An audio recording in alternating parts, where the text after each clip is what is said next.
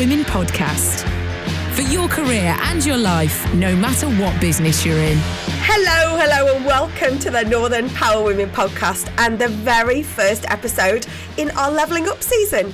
In this season, we'll be speaking to our community of Northern Power Women from across all of our regions and sectors and genders, and we'll be bringing stories and tips, tricks, wisdom, takeaways and more from those who are actually doing the levelling up from right here in the North. In September last year, we published our Levelling Up by Powering On report to tell the stories of what our community of trailblazers was actually cracking on and doing. We all hear the phrase, it's deeds, not words, but we had 3 specific asks in the report. Give us seats at the table, not 1, not 2, multiple. Invest in female and Black, Asian and minority ethnic-led businesses and invest in our future talent. Simple, you would think. So we're now a year on, we've made some progress and we're ready to report back. We've got a quick Google form in the show notes and we'd love you to fill it out for us. It will take you 2 minutes if you furthered on any of these asks. The progress report will be coming to you later this autumn and we want you to be part of it. But for now, I couldn't be any more ecstatic to be joined by someone who is no stranger to Levelling Up agenda and has been working tirelessly to create change and make impact across the Northern Powerhouse. She is the multi-award winning, multi-board positioning, I'm sure that's a made up thing, social entrepreneur, green tech innovator, Greater Manchester Local Enterprise board member, national electrification, I can't even say that, I'm going to leave that, Skills Forum member and the CEO of the New Manchester Innovation Activities Hub. And of course, the founder of the Black United Representation Network. It's, of course, Dr Marilyn Comrie OBE. Welcome to the show today. Thank you, Simone, for having me on. Great to see you and great to be here. And we're delighted to be collaborating with you and Burn, the Black United Representation Network, here at Northern Power Women and getting up to all kinds of good stuff. But, for us, I've mentioned deeds, not words, based over in the home of the suffragettes. I know that's a passion for you, isn't it? Marilyn, you're a chemistry graduate who was honoured with an OBE for services to women's enterprise in 2009 and awarded the prestigious Kofi Annan African Leadership Excellence Award and an honorary doctorate by Birmingham University in 2018 and was inducted into the City of Champions Hall of Fame this year. And of course, without saying, is on our Northern Power Women Power List. So, Marilyn, you're not a busy woman. How do you get all this stuff done? How do we level up? Well, honestly, you and I and people like us are driven by a passion around social justice and building back fairer. I think the COVID pandemic has created the perfect opportunity for us to reset our economy in a way that it works for everyone. And we've not been sat back in the background doing nothing, have we, Simone? We've been mobilising corporates, public sector organisations, other LEPs outside of Greater Manchester, I'm talking about Liverpool, West Yorkshire, to come together to form a Northern Powerhouse Levelling Up Alliance based on deeds, not words. And I think that's the mantra, really. We, Simone, have to start a manifesto of levelling up based on investment and not just mere words. You can't do anything with words. Words on their own don't change things. Our society has been created based on money. And we demonstrate value through money. So we invest in things that we decide are valuable. And it's the same with equality, diversity and inclusion. We have to start investing significant sums of money if we really are going to shift the dial and enable our economies to benefit from the diverse range of talents that there are there. And that McKinsey have already said, if we can mobilise women, Black and minority ethnic people, then companies will see a 30% boost in their performance and productivity as well as their profits. So there's a great reason for doing it. It's not just a nice to do, it's an essential to do if we're going to recover from this pandemic. And one of the reasons when we started putting together, what this season would look like of levelling up, we've just come out of our Rise Up season, which very much shone a light on rising others up and celebrating role models across the North who are doing great things and celebrating via the awards. But this was very much around around, this levelling up agenda. I was on Sky News last week on a panel, and that was about the levelling up agenda and the power of the North. But, everyone has a different definition of what levelling up is. And one of the conversations I wanted to bring, which was, this whole conversation was inspired by you, was in a meeting with you only probably a couple of months ago. And I love the fact that you just went into the meeting and went, we are going to address the elephant in the room. We're going to talk about money. And that's one of the things that I wanted to, after that, I thought, gosh, every day I think hashtag, what would Marilyn do? I need to be more Marilyn, But I want to talk today about something that I have personally tended to sort of shy away from and have an aversion to, which is money. I'm all about cracking on and creating change. I'm super impatient, but actually sometimes I forget that I've got to eat, so that's why I wanted to have this conversation. It can be the awkward question and the awkward conversation, but it's so important. Most of us have probably faced those experience of calls to offer our services for free because it will give us a good exposure, and it never feels good. What have your experiences been? No, you've hit the nail on the head there, Simone. I got frustrated and fed up with organisations approaching me or the Black United Representation Network to say, we really want to engage with the Black community, Black youth. And when you say to them, fine, we'd love to help you. What's your budget? Oh, we don't have any money.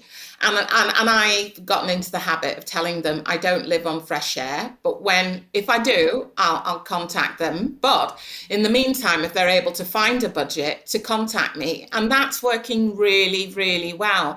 I think the word's gotten out there now, Simone, that not to approach me or any of my organisations to ask us to do stuff for free, because we need to eat, we need to pay our bills, we need to cover our costs, we need to expand our services to employ more people to drive this agenda forward.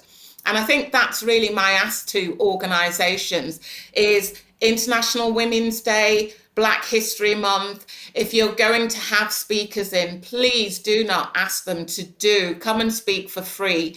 Demonstrate your commitment and also the fact that you value women, you value Black, Asian, minority, ethnic people by paying them. That's the way that you demonstrate that you're truly, truly committed.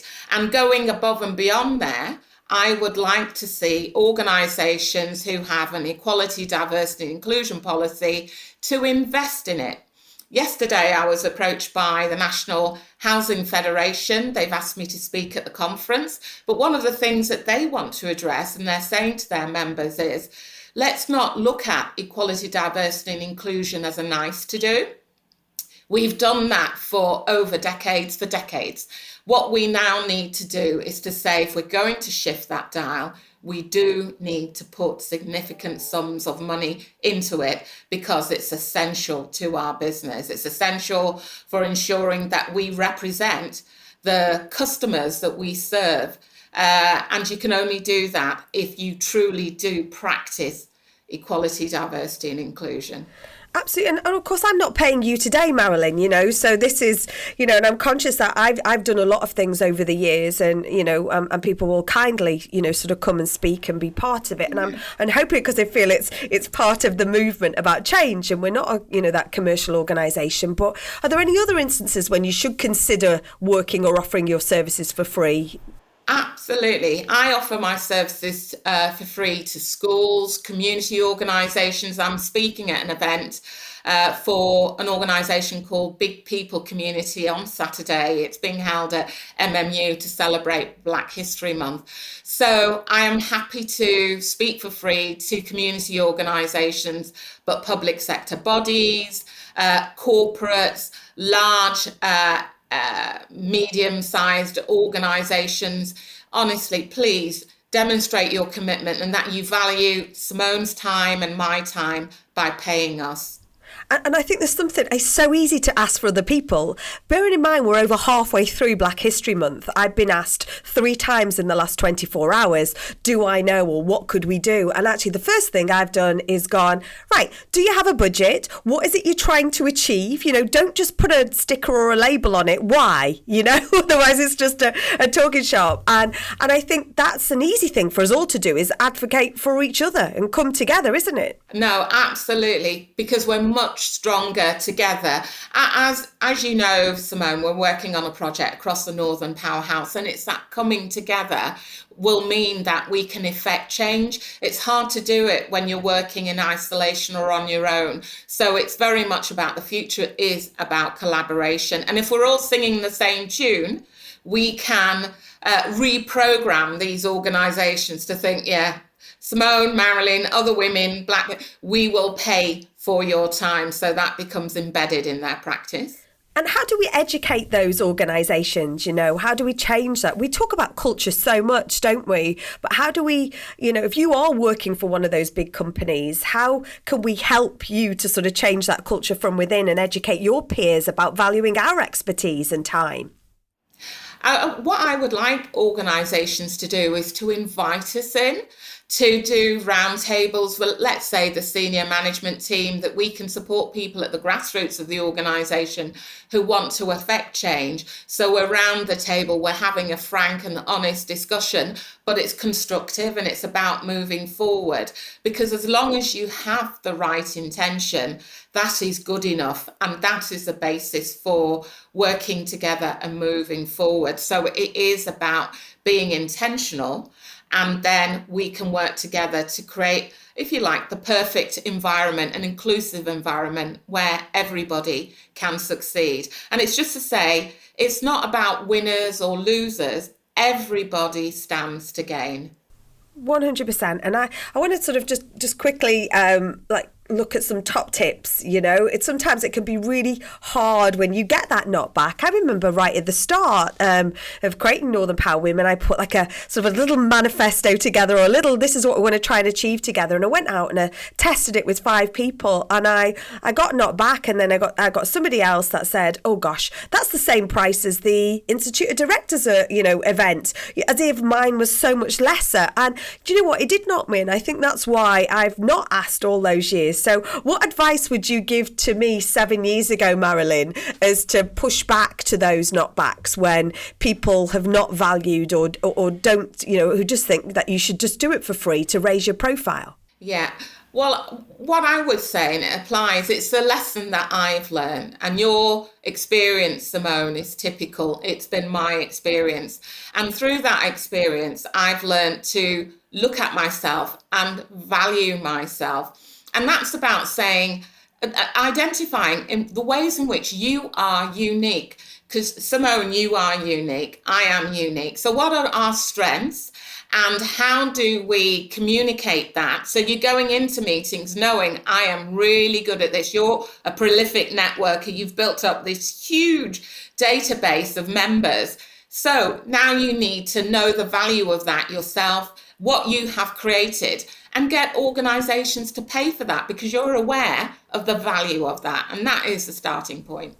It is, and I think sometimes it is just picking. It happened not so long ago to me, only a few weeks ago, that, I spoke to someone and they're like, we just don't have the budget for it. And you're like, but you expect me to give, 3 days of my time to deliver this? It's tough, isn't it, when you're trying to build those bigger relationships for your business? No, it is. But what I've learned, Simone, is say no, and they do come back to you. So what you're doing is training them. So say no, because they know there's nowhere else that they can go. You are the best at what you do. That's why they've come to you.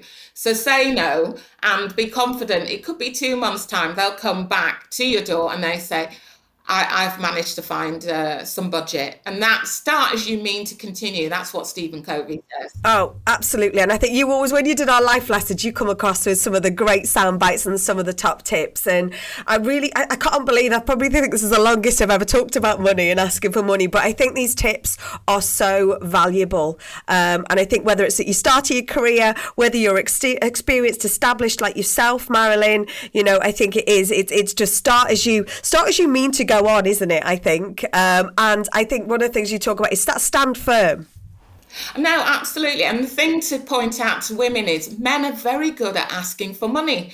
If you go into business meetings with men, and the first thing they ask about is the money. And so we as women shouldn't feel afraid to talk about the money. It shows that A, we know our value, B, we're really savvy business people, and that we're ambitious and we want to grow. So please do have the confidence. And once you start talking about money, it becomes easier and easier and easier. Absolutely. I am literally going to keep on being more Marilyn.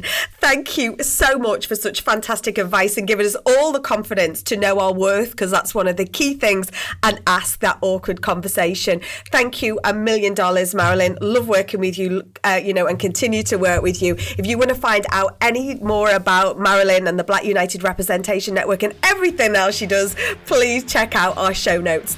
Thank you so much for tuning in today. Please do tell your friends about our podcast, also about your value.